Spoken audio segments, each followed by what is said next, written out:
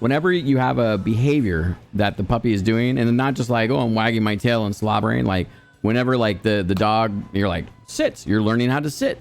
And then when the doggy sits, because you might have to teach them a little bit, right? Like, and there's plenty of tutorials, but then you reinforce the behavior with the treat. And you have to go through lots of different, or when they're early, lots of different commands, and you need to practice them. So they build a vocabulary with hearing the words and then reacting. So a couple really good ones, right, are, obviously sit, stay. You want to tempt them, like put a treat in front of them, tell them to stay, and only when you say they can have the treat can they have the treat. But until then, you're teaching them discipline, right? So and self-control, and to respect your authority. Because if you don't have a pet that respects your authority, then the pet is going to be your authority. And you don't want to be in a place where you're subjecting your life and your ability to go out in the world with your pup, and to have the dog dictate what needs to happen, right? Like that becomes a bad thing if you are in social situations. You go out and your dog is trying to, you also want to socialize your puppy, right? Take them to the dog park,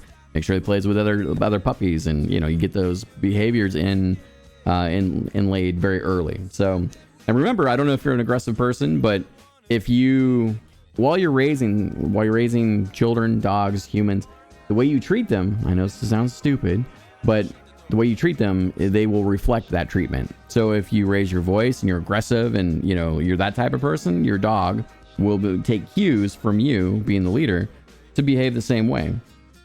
And in some ways, they might challenge you, because that's part of, like, children are always pushing the line. Dogs are always pushing the line, trying to understand how far they can get away with something. And then you have to have a cause and effect for that. So